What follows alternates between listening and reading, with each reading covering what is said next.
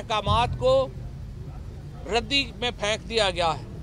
ना इनको supreme court के अहकामात की परवाह है, ना हाई कोर्ट के अहकामात की परवाह है, ना आइन की परवाह है, ना कानून की परवाह है। मुल्क के अंदर एक ऐसा फाशिज्म इस वक्त एक नंगा नाच दिखा रहा है जिसकी मिसाल नहीं मिलती। हम बर्मा और नॉर्थ कोरिया के निज़ाम के करीब आ गए और इस वक्त जो आलमी सतह के ऊपर इस बारे में जो अवेयरनेस आई है, अमेरिकन कांग्रेसमैन जिस किस्म के रद्द अमल का इजहार कर रहे हैं, हमारे मुसलमान मुल्कों ने इसके ऊपर जो हमें पैगामात भेजे हैं और जो हुकूमत को पैगामात भेजे हैं, उनसे आप इस मामले की संगीनी का एहसास कर सकते हैं।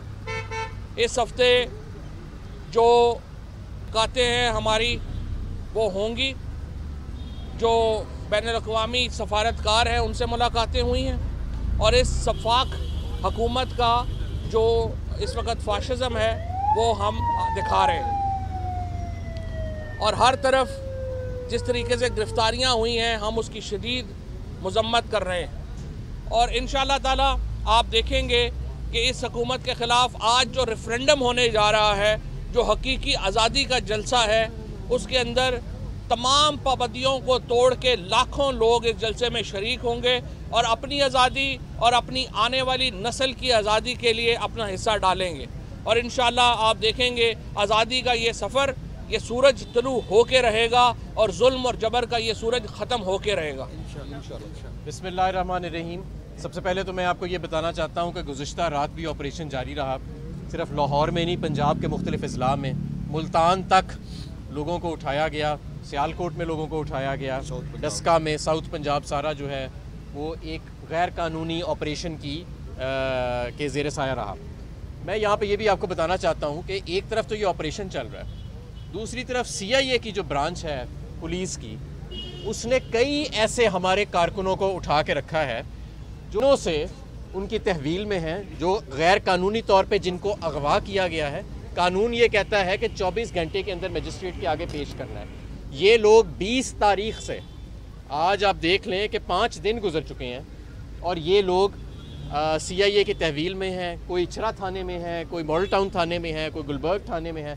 दर्जनों लोग हैं, इन पे कोई FIR नहीं है, इन पर कोई चार्ज नहीं लगाया गया, बस इनको उठा लिया गया है रियासत के जबर के सिलसिले में।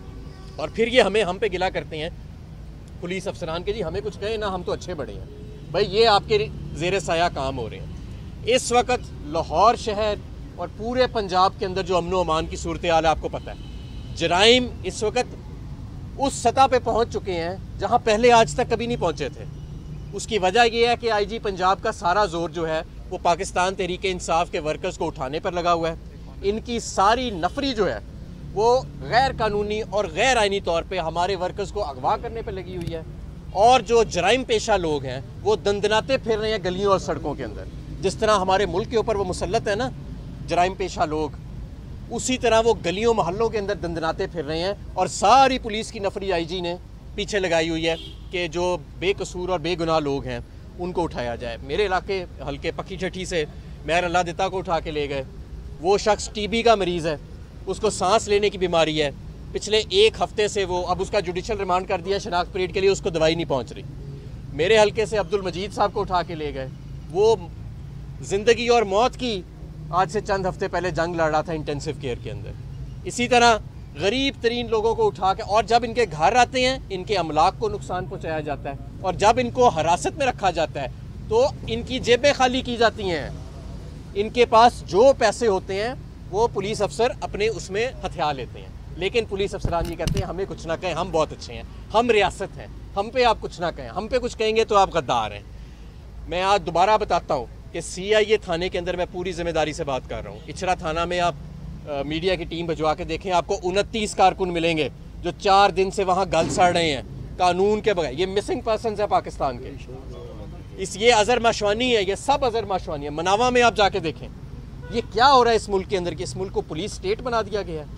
पुलिस, और ये मार्शल लॉ का तो हमने पहले सुना था कि जो उसके अंदर जुल्म है, अब पुलिस को आगे रख के ये मुजालिम किए जा रहे हैं। और ये सारा कुछ जिन अफसरान के ज़ेर साया हो रहा है वो सब, इन सब को एक एक को उसका हिसाब देना पड़ेगा। और ये ना समझें कि ये जो हमारी फिर हुकूमत आई थी अभी पिछले 6 माह में, उसमें हमने बड़ी रियायत दी। हमने बहुत ज़्यादा पुलिस अफसरान को हमने कहा चलो यार, उस वक्त वो हमजा शहबाज है, बच्चा सा वो है, नाबालिग सा उसकी सोच है, उसके प्रेशर में, मरीम नवाज़ के प्रेशर में कुछ कर दिया होगा। अब किसी का प्रेशर नहीं है। अब अगर किसी का प्रेशर है तो नाम लेके बताएं।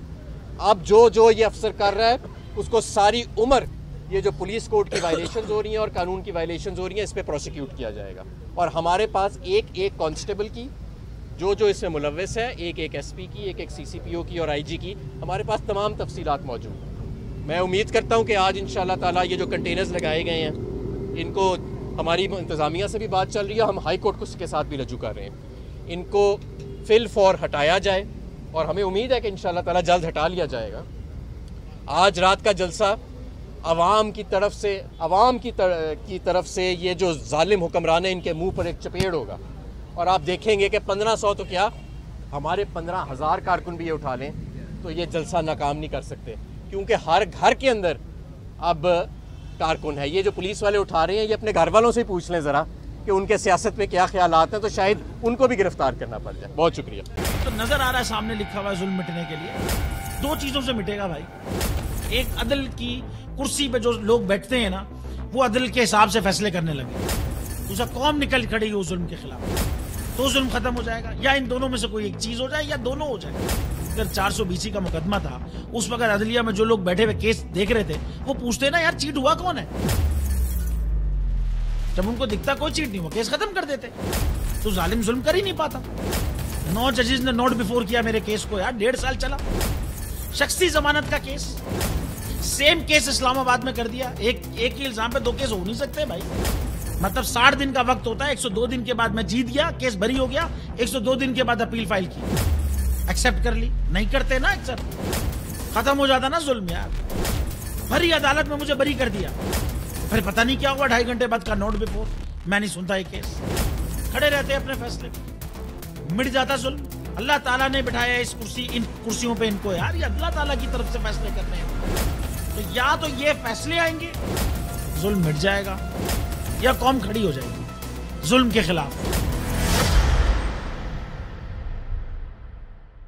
रहमत का महीना आ गया है, बख्शिश का सफीना आ गया है। होगी मुलाकात उलमाए दीन से, जो देंगे इत्तेहादे बैनुल मसालिकीन का दर्स। जिक्र होगा अंबियाए कराम का। रमज़ान की स्पेशल ट्रांसमिशन रमज़ान में।